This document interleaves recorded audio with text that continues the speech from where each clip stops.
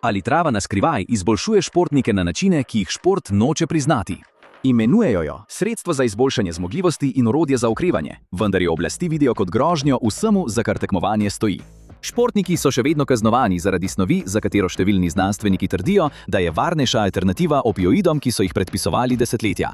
Razprava obstaja že leta, vendar je znova izbruhnila v zadnjih nekaj sezonah, potem ko jo je en šokanten dogodek ponovno postavil v središče pozornosti. Zdaj to sili k globljemu pregledu, kaj se v resnici dogaja v ozadju prepovedi in znanosti o kanabisu v vrhunskem športu. Leta 2021 je Sha'Carri Richardson bila boginja na stezi. Pometla s konkurenco v teku na 100 metrov na ameriških kvalifikacijah za olimpijske igre v Tokiu. To so bile sanje vsakega 21-letnega vrhunskega športnika, dokler ni bila pozitivna na uporabo marihuane in prejela enomesečno prepoved nastopanja, ki je spremenila življenje. To ni stalo Sha'Carri le približno $10 milijonov prihodka, ampak tudi možnost osvojitve olimpijske zlate medalje. Obstaja veliko fizičnih razlogov, zakaj bi športnik pokadil travo ali zaužil izdelek s konopljo, vendar je Sha'Carri uporabljala kanabis izključno iz čustvenih razlogov.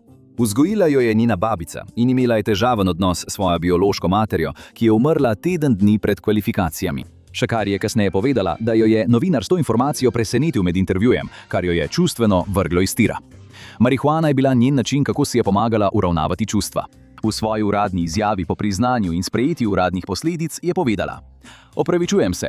Kolikor sem razočarana, vem, da ko stopim na stezo, ne predstavljam samo sebe, ampak tudi skupnost, ki mi je izkazala veliko podporo in ljubezni. Nisem vedela, kako naj v tistem času nadzorujem ali obvladujem svoja čustva."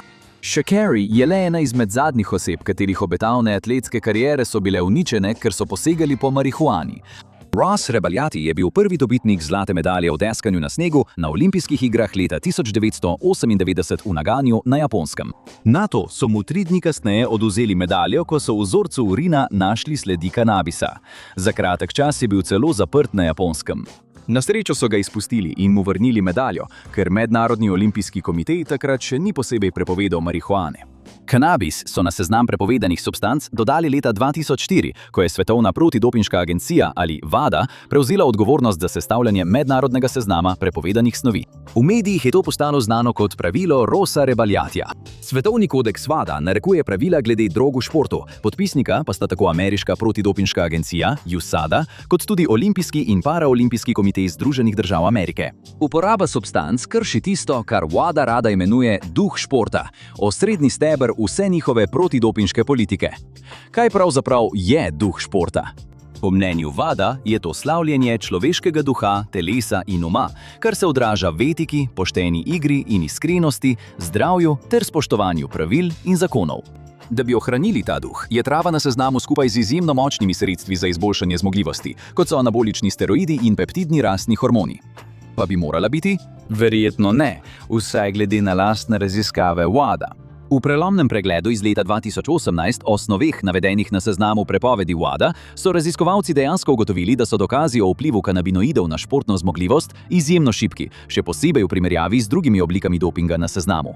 Pravzaprav pregled celo navaja, citiram, "Zelo malo znanstvenih podatkov je na voljo o učinkih kanabinoidov na samo športno zmogljivost."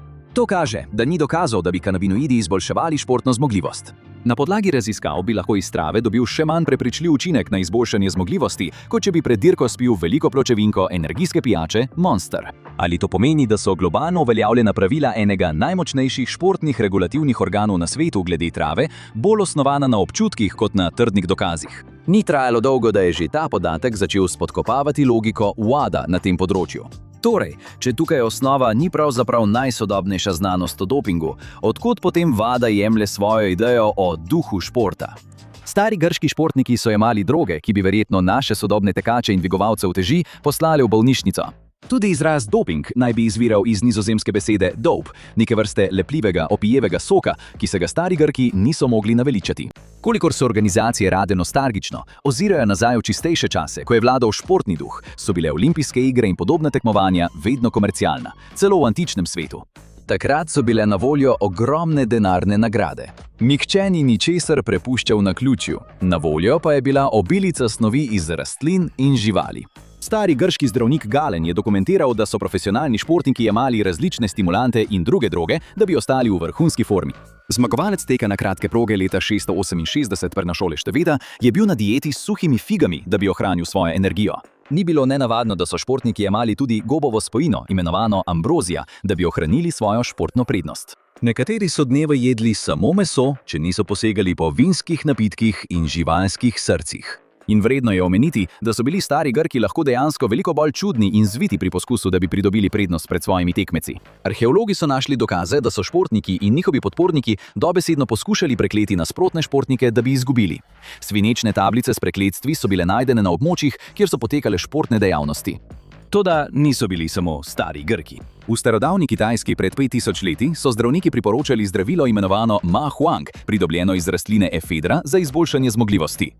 Stari Egipčani, ena največjih civilizacij v vsej človeški zgodovini, so imeli posebno tinkturo, za katero so verjeli, da daje njihovim športnikom prednost. Tako rimski gladiatorji kot srednjeveški evropski vitezi so prav tako uporabljali naravna sredstva, ki so jim bila na voljo, in uporabljali stimulante, da so lahko dlje časa vztrajali v boju. Za vikinške berserkerje so prav tako govorili, da so jemali halucinogeni koktajl, ki jim je pomagal zapasti v berserkerski bes, nasilni trans, v katerem so lahko pokončali tako prijatelje kot sovražnike. In vse to se je nadaljevalo vse do 19. stoletja, ko so imena drog postala veliko bolj prepoznavna. Da bi pridobili prednost v konkurenčnem svetu dolgoprogaškega kolesarjenja, so kolesarji uživali heroin, kokain, strihnin in sladkorne kocke namočene v eter, koktajl, ki bi te lahko ubil, če bi se pri odmerkih le malo zmotil. A nič od tega ni veljalo za kakršnokoli kršitev pravil. Ideja, da bi primerjali Sha'Carri Richardson, ki je kadila marihuano za čustveno uravnavanje, z ljudmi, ki so jemali strihnin za konkurenčno prednost, se zdi smešna. Torej, če duh športa povada ni odmev nekih popolnih starih časov, kjer so bili vsi v športu zgolj zaradi čiste ljubezni do igre, kdaj se je potem začelo vse spreminjati? In kako je trava, droga, ki je zdaj legalna v številnih zveznih državah ZDA, postala takšen bavbav? Če bi večino ljudi vprašali, kdo je začel katastrofalno ameriško vojno proti drogam, bi vam verjetno rekli, da je bil to predsednik Richard Nixon. Čeprav je Nixon načrt uresničil, ni bil on tisti, ki ga je zasnoval. Ta dvomljiva čast pripada Harryju J. Anslingerju, prvemu carju za droge in največjemu sovražniku marihuane v ameriški zgodovini. Anslinger je bil prvi komisar ameriškega zveznega urada za narkotike in je to funkcijo opravljal 32 let. Služboval je pod več predsedniki, od Herberta Hooverja do Johna F. Kennedyja. Ena izmed njegovih najbolj zanimivih nalog ga je popeljala v ameriško nadzorovani del Berlina po drugi svetovni vojni. Takrat so bile mamila zelo razširjena po padcu nacističnega režima. Po besedah novinarja Normarja Ohlerja v njegovi knjigi Tripped, nacistična Nemčija, CIA in začetek psihedelične dobe, Amerika ni zmogla obvladovati naloge nadzora nad zahodno-berlinsko težavo z drogami, ki je ušla izpod nadzora. Zato se je Anslinger moral obrniti na upokojene gestapovce, ki so pod Hitlerjem nadzorovali trgovino z drogami, in ponovno uvesti veliko nacistične politike glede drog. Anslinger je bil privrženec nacistične politike glede drog, ki je pogosto uporabljala izjemno stroge kazni za prekrške povezane z drogami kot izgovor za zapiranje manjšin, vključno z Judi. Čeprav je trava postala njegova glavna tarča v 32-letnem križarskem pohodu proti drogam, sprva ni bil vedno tako zelo navdušen nad tem. Preden je postal vodja Zveznega urada za narkotike, je dejal, da je ideja, da trava ljudi naredi nevarne in nasilne, citiram, absurdna zmota. Toda, kot pri vsem v življenju, če želiš priti do odgovorov, moraš samo slediti denarju. Ko je Anslinger prevzel položaj leta 1930, je bila prepoved alkohola že na izhodnih vratih. Uradno so jo ukinili leta 1933 in na skupnem mestu za javnega sovražnika številka 1 sta bila kokain in heroin. Toda nobena od teh drog ni predstavljala dovolj velikega problema, da bi upravičila proračun, ki si ga je Anslinger želel za svoj oddelek. Zato je bila rešitev lobiranje za spremembo pravil igre, ki bi kriminalizirala več drog, dala njegovim agentom več dela in upravičila večji proračun s strani kongresa. Ta pritisk je privedel do zakon o obdavčitvi marihuane iz leta 1937, skupaj z veliko strašenja, da te bo kajenje nekaj jointov v bistvu spremenilo v blaznega serijskega morilca. Anslinger je v razpitem radijskem nagovoru dejal, da ameriška mladina postaja, citiram, sužnji tej narkotiki, nadaljujejo z zasvojenostjo, dokler se duševno ne poslabšajo, ne znorijo, se ne zatečejo k nasilnemu kriminalu in umoru. Glavni obraz Anslingerjeve protimarihuanske histerije je bil izjemno problematičen mladenič po imenu Viktor Likata. Postal je znan kot Dream Slayer, potem ko je leta 1933 sekiro ubil celo svojo družino. Zaradi senzacionalističnega poročanja tabloidov se je hitro uveljavila zgodba, da je bil Likata zasvojen z marihuano in da ga je ta pripeljala v nasilno stanje, tako imenovane marihuanske norosti, zaradi katerega je začel morilski pohod. Resnica je bila seveda ta, da je bil zelo bolan človek z družinsko zgodovino duševnih bolezni. Toda Anslinger ni nikoli dovolil, da bi resnica stala na poti njegovi izjemno učinkoviti propagandi. Moralna panika, ki jo je sprožil tako grozljiv zločin, vas morda spomni na incident s kanibalom v Miamiju leta 2012. To je bilo takrat, ko je Rudy Eugene znorel in napadel starejšega brezdomca po imenu Ronald Popo, preden so ga policisti, ki so prispeli na kraj dogodka, ustrelili do smrti. Takrat so mediji široko poročali, da je bil napad motiviran zaradi tega, ker je Rudy Eugene zaužil dizajnersko drogo, znano kot kopalne soli. To je sprožilo val drugih govoric o tej drogi. V resnici je bila edina droga v sistemu Rudyja Eugena majhna sled marihuane, vendar za razliko od Harryja Anslingerja ne mislimo, da je to imelo kakršnokoli povezavo z napadom.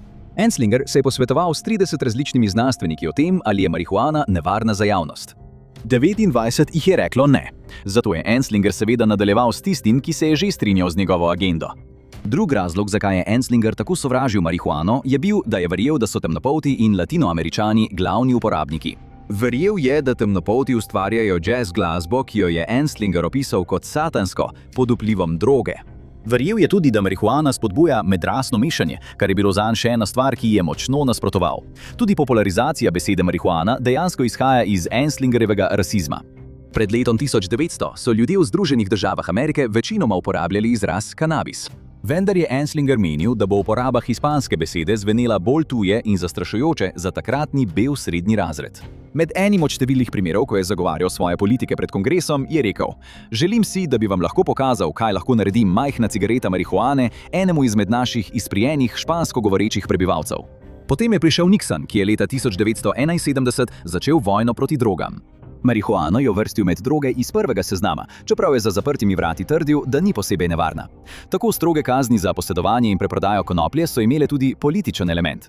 Obsojenci za huda kazniva dejanja niso smeli voliti. Nixon je upal, da bo te zakone uporabil kot način preganjanja pripadnikov hipijevske kontrakulture in temnopoltih, ki so bili nasplošno proti Nixonu. Ne pozabite, ena od klavzul na Vadajnem seznamu Duh športa je spoštovanje pravil in zakonov. Zato vas verjetno ne bo presenetilo, da je stališče ameriške vlade do marihuane tudi narekovalo, kako nanjo gledajo svetovne športne organizacije in protidopinške agencije. Gre manj za etiko in bolj za videz, zaradi česar trpijo ljudje, kot je Sha'Carri Richardson. Toda kaj lahko marihuana dejansko naredi za športnike? Kdorkoli izpostavlja eno samo spojino kot čudežno zdravilo, ki reši vse težave, običajno nekaj prodaja. V resnici ima vsaka snov svoje prednosti in slabosti. Marihuana ni nič drugačna. V športu se nahaja v nekakšnem sivem območju z resničnimi potencialnimi koristmi in resničnimi slabostmi. Ena največjih koristi, na katero prisegajo športniki in jo v veliki meri podpira tudi znanstvena stroka, je uporaba konoplje kot protibolečinskega sredstva. Po eni od raziskav je 54,5% študentskih športnikov, ki so kadili travo za športne namene, navedlo, da jim je največja motivacija pomoč pri okrevanju po napornih tekmah in treningih. Nekdanja olimpijska triatlonka in svetovna prvakinja Ironman 70.3 iz leta 2008, Joanna Zeiger, je po športni karieri delala kot raziskovalka medicinske konoplje. Posebej se je posvetila uporabi konoplje kot sredstva za lajšanje bolečin. Zeiger ima osebne izkušnje, saj je kolesarska nesreča, ki je končala njeno kariero, povzročila kronične bolečine, ki zahtevajo intenzivno obvladovanje. Zato je želela ugotoviti, ali konoplja ponuja vse odgovore. Študije raziskovalcev, kot je Zeiger, so pokazale, da konoplja bolečine ne zmanjša popolnoma, vendar jih naredi manj neprijetne. Tako jih je na subjektivni ravni lažje obvladovati. V svoji lastni študiji o športnikih, ki uporabljajo konopljo, je Zeiger dobila presenetljivo podobne rezultate, saj je 61% vprašanih povedalo, da drogo uporabljajo za lajšanje bolečin. 68% od teh 61% je povedalo, da deluje. In glede na razmeroma minimalne stranske učinke konoplje, so to izjemno spodbudne številke. Toda druga velika prednost uporabe konoplje za športnike je psihološka. Vprašajte kateregakoli vrhunskega športnika in povedal vam bo, da se polovica igre, ne glede na to, ali tekmujete proti drugim ali proti mejam lastnega telesa, dobi ali izgubi v glavi. Po študiji, objavljeni v reviji Journal of Sports Medicine, je glavni zaključek ta, da konoplja pred vadbo očitno poveča pozitivno razpoloženje in užitek med vadbo. Tako kot konoplja ne bo odpravila vaše bolečine, vas tudi ne bo naredila za boljšega tekača, lahko pa vam pomaga, da iz teka iztržite več. Njeni učinki se zelo razlikujejo glede na odmerek in intenzivnost uporabe, vendar lahko pri mnogih ljudeh njeni protianksiozni učinki omilijo napor. Vzdržljivost se lahko zdi bolj obvladljiva, tudi če fizične zahteve ostanejo popolnoma enake.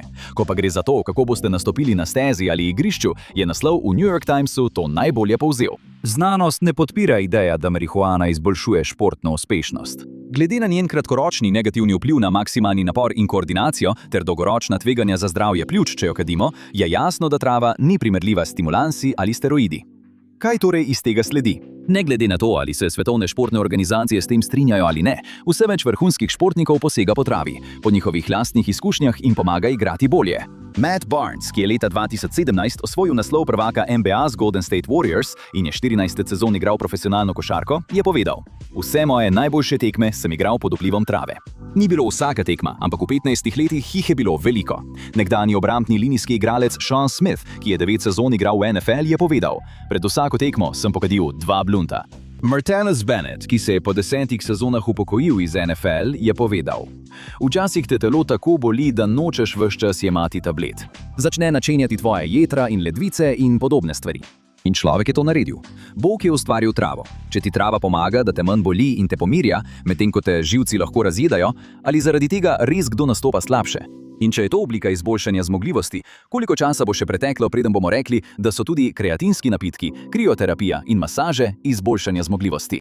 Ali ni na neki točki bolje, da se organizacije, kot je WADA, malo sprostijo? Kaj se torej v resnici zgodi, ko vzameš kanabis? Poglejte, kaj se zgodi z vašim telesom, ko kadite travo, da izveste resnico, ali pa si oglejte to.